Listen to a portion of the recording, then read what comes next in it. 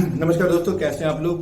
दोस्तों, आज इस वीडियो में बात करूंगा कि हमारे देश में जितने भी करप्शन हुए थे, क्यों होते हैं करप्शन के पीछे क्या कारण है। और जो कई लोग कहते हैं कि राजनीति एक ऐसा दलदल है जो इसको साफ करने जाता है वो उसमें ही फंस जाता है। तो क्या ऐसे कारण है और क्या ऐसा मेन कारण है जिसके पीछे एक करप्शन होता है, तो बात करते हैं। जब हमारा देश आजाद हुआ था 1947 में, तो 20-25 साल तक हमारे देश में कोई करप्शन नहीं हुआ था।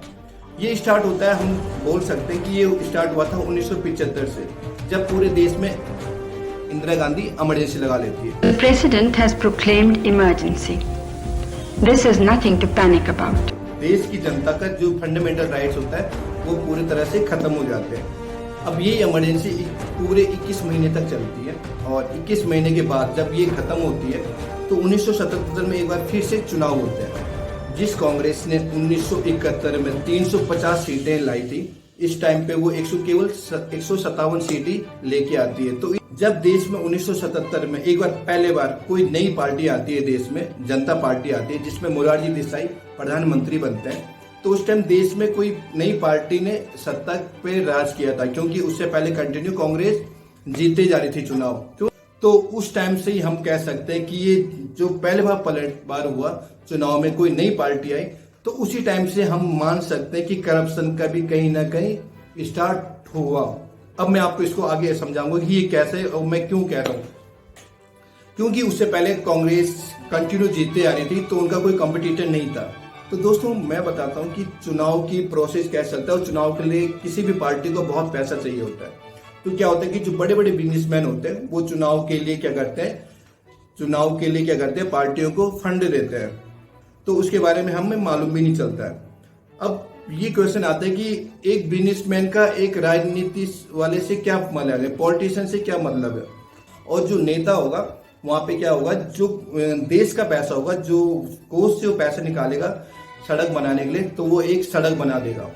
अब होता क्या है कि अगर बाई चांस वो सड़क को किसी कॉन्ट्रैक्टर को देगा और कॉन्ट्रैक्टर को सड़क लेने के लिए किसी न किसी मिनिस्टर या किसी न किसी नेता को हो सकता है रिश्वत देनी पड़े उस कॉन्ट्रैक्ट को लेने के लिए। जब वो कॉन्ट्रैक्ट लेगा उस सड़क का, तो वो अपना जो उसने कमीशन दिया है, जो उसने रिश्वत दी है किसी को भी, तो वो कहीं ना कहीं अपना भी क्वालिटी में कट करके वो आपको उसी तरीके की रोड देता है बना के। अब हम अगर ये बात करें कि अगर कोई व्यापारी किसी को फंड ना दे या कोई नेता किसी से फंड ना ले, अगर एक नेता अगर फंड नहीं लेगा तो दूसरा नेता तैयार रहता है। तो इस वजह से उनको ये काम करना होता है। आप देखते होंगे कि जब चुनाव होने वाले होते हैं तो कोई आपके एरिया में कोई नए नए काम होने स्टार्ट हो जाते हैं, क्योंकि जो वहां पे नेता होता है तो वहां पे वो अपनी छवि बनाने लग जाता है कि वो एक छवि जाए आप लोगों की नजरों में कि ये एक अच्छा काम करने वाला नेता है। या कोई सड़क बना दे, तो उससे क्या होता है कि जब तक सड़क की क्वालिटी का पता आपको चल जाएगा तब तक चुनाव हो जाता है, क्योंकि वहीं से ही करप्शन स्टार्ट हो जाता है। क्योंकि चुनाव लड़ने के लिए बहुत पैसा होता है, बहुत पैसा लोगों ने लगाया होता है और कोई भी नहीं चाहेगा कि वो चुनाव हारे, क्योंकि जो इतना पैसा खर्च किया होता है तो वो भी कहीं ना कहीं पैसे कमाने लग जाते हैं। तो कहीं ना कहीं ये एक तरह से सिस्टम चलता रहता है कि नेता, अगर मैं आजादी से अभी तक की बात करूं तो बहुत सारे करप्शन हुए हैं और बाद में पता चलता है कि ये करप्शन के पीछे कहीं ना कहीं किसी बड़े बड़े नेताओं के या बड़े बड़े बिजनेसमैनों के हाथ होते हैं, क्योंकि चुनाव में जितना ही पैसा लगाया होता है उसको रिकवरी करने के लिए वो करप्शन करते हैं। दूसरा कारण क्या हो सकता है?